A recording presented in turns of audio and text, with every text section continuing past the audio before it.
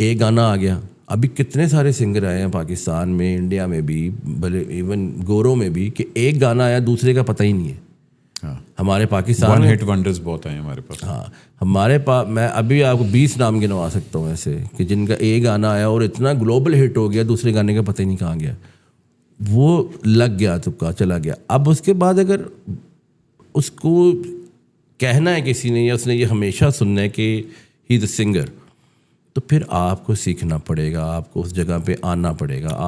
آپ کو اب جیسے میں اس بات کے اندر میں ایک بندے کو بہت اپریشیٹ کرتا ہوں اور ہمیشہ کرتا ہوں, عاطف اسلم کو. اسٹارٹنگ میں آواز بہت اچھی تھی, ٹھیک ہے, گانے کا شوق تھا, اللہ کا دیا ہوا ٹیلنٹ تھا, گاتے تھے دل کھول کے, ایسے پورا لاؤڈ ایسے آواز نکلتی تھی پوری, لیکن سر ہلتے تھے وہ تو سب کے ہلتے ہیں یار, گھرانوں والوں کے ہلتے ہیں سر. بھائی جان وہ 16-17 سال کی عمر میں بچہ آیا, ہاں, مگر اس نے جتنی محنت کی ہے, میں کہہ رہا ہوں. اس کے بعد جو مشہور ہو گیا, گانا چل گیا, اس کے بعد آپ یہ دیکھیں کہ آپ اتنی مشہوری اور اتنا پیسہ بھی آنے کے بعد, کام بھی آنے کے بعد, آپ سوچیں کہ یار میرے میں یہ کمی ہے, میں نے دور کرنی ہے. کیا بات ہے, اور آپ اس پہ کام کریں. سر یہ بات ہے, دس از عاطف اسلم. بالکل. اور میں ہمیشہ اس بندے کو اپریشیٹ کرتا ہوں. آپ میں لوگوں کو بتاتا ہوں, میں جو میرے جو جونیئرز ہیں جو آتے ہیں, میں ان کو یہ مثال دیتا ہوں کہ کوئی دنیا میں کمپلیٹ نہیں آیا ہوا بھائی جان. بے شک آپ خود سوچیں, آپ کو کرنا پڑتا ہے. یہ وہ لوہے کے چنے ہیں جو آپ کو چبانے پڑیں گے. اور مزے کی بات ہے, میں نے عاطف کے اندر ایک چیز دیکھی ہے کہ اس نے اپنے آپ کو ورسٹائل کیا over the period of time. اس نے کلاسیکل بھی گانا ہے, ہاں, اس نے نعت حمد بھی کی, اسپریچول بھی کیا کام, پاپ بھی کیا, پلے بیک بھی اور کیا. سب سے بڑی بات پتہ ہے کیا, سب سے بڑی بات جو میں آپ کو بتاؤں کہ سمجھ آ گئی ان کو, انہوں نے سارا کچھ کر بھی لیا, ٹھیک کر لیا, اپنے نوٹس کھڑے کر لیے, اپنا سر صحیح کر لیے, اب جگہیں کہنی شروع کر دی, سارا کچھ کہہ دی, لیکن اس نے اپنی آواز کے اندر سے عاطف اسلم ختم نہیں کیا. میری بات سمجھ رہے ہیں؟ یہ بات, یہ سب سے بڑی بات ہے. اریجیت کا میں نے ایک انٹرویو دیکھا تھا, اس نے کہا تھا کہ میں جب شروع میں آیا تھا تو میری آواز لوگوں کو پسند نہیں آئی تھی, تو مجھے اپنی آواز توڑنی پڑی, وہ چینج کیا اس کو اس نے. وہ بڑی بات ہے یار, اور یہ اپنا فلا ماننا. ہاں, اس نے کہا کہ میری اصل آواز تو یہ ہے. ہاں, تو کہتے میں نے, اور اس نے عاطف کا بھی نام لیا, اس نے کہا میں نے سنا اور میں نے اپنی آواز توڑی. میں نے توڑ کے آج جو آپ اریجیت کی آواز سنتے ہیں وہ میں نے توڑ کے بنائی ہے. بالکل ایسا ہی. لیکن اس سے تھوڑا سا ان کو مسئلہ بھی ہوا ہے اس چیز میں. گانے تو ہٹ ہو رہے ہیں, اچھا سنگر ہے, کیا بات ہے, جو گاتا ہے کمال گاتا ہے, لیکن آواز جو تھوڑی ہے نا, وہ تھوڑی سی گم سی لگتی ہے مجھے, اب ٹریٹیڈ سی نا, جیسے نیزل نہیں ہوتا, مطلب جیسے زکام ہوا ہوا ہے کسی کو. وہ پروڈکشن کے اوپر بھی بڑا ہو گیا ہوا ہے. نہیں, اس کے گانے میں تھوڑا سا ہو گیا. جو اس کی آواز تھی نا, وہ جو گانا تھا کبھی تو بادل برسے, وہ کھل کا گاتا تھا. ہاں گاتا تھا. بٹ آبویس بات ہے بھائی, آپ میوزک پروڈیوسر کے پوائنٹ آف ویو سے, میں اس پوائنٹ سے دیکھ رہا ہوں. میں اس ایز اے سنگر اگر میں دیکھوں یا ایز اے میں دیکھوں تو میں بہت پسند کرتا ہوں اس بندے کو, اور جتنی اس نے محنت کی ہے, کیا بات ہے, ایسا گاتا ہے, ہر چیز تو گا لیتا ہے یار. آپ ماڈرن گوا لیں, آپ کلاسیکل گوا لیں, کچھ گوا لیں, سنگر بہت بڑا. لیکن یہ جب انہوں نے بات کی تھی نا کہ میں نے اپنی آواز توڑی اور یہ کیا, اس پہ مجھے تھوڑا سا تھا کہ آپ نے شاید توڑ کے غلط کیا, آپ کو اپنی آواز میں رہنا چاہیے تھا. یہی بات میں عاطف کی کر رہا ہوں آپ سے کہ عاطف نے کچھ بھی کیا ہے نا, کچھ سیکھا ہے, اپنا صحیح کیا ہے, اس نے اپنا عاطف نہیں چھوڑا. یہ میں اس لیے یہ بات کر رہا ہوں کہ عاطف نے جو کیا ہے وہ بڑی چیز ہے. نہیں, اچھی بات ہے. تھوڑا سا ہم لوگ اس طرف آتے ہیں کیونکہ ٹیلی ویژن کے اوپر آپ کی بڑی زیادہ کنٹریبیوشن ہے. پلے بیک سنگنگ ہمارے یہاں مطلب فلمیں تو ہیں نہیں. اب انڈیا میں وہ اپنی پاپ انڈسٹری نہیں بننے دیتے, وہ کسی وجہ سے, کیونکہ ان کو پتا کہ اگر ہماری پاپ انڈسٹری بن گئی ہماری فلموں کا میوزک بیٹھ جائے گا. ہمارے یہاں الٹا ہے, ہمارے یہاں فلمیں نہیں ہیں تو ہماری پاپ انڈسٹری بنتی ہے. بالکل. مگر ہمارا پلے بیک جو ہے وہ OSTs کے تھرو آتا ہے. بالکل ایسا ہی ہے.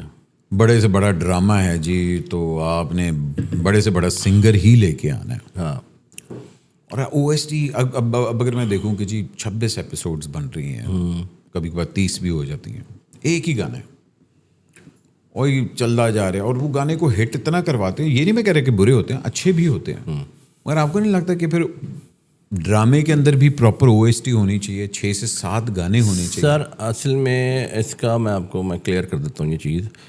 گانے جب فلم میں بنتے تھے وہ بنتے ہیں سچویشن پہ. آپ کو بھی پتا ہے کہ بھی اب شادی ہو رہی ہے, گانا آ گیا. اتنا تو ڈراموں میں آ گیا ہوا ہے کہ بھی ایک سیڈ سٹوری کا ڈرامہ بنا ہوا ہے, تو اس کی ایک شادی ہے, اس میں گانا آ گیا. میں نے بھی کیا ہوا ایک ڈرامے کے 2 گانے تو ایٹ لیسٹ میں نے کیا ہوا ہے. ٹھیک ہے.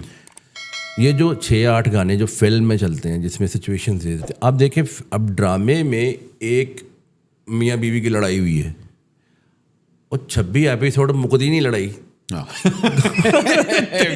گانا کتوں ہے دوسرا.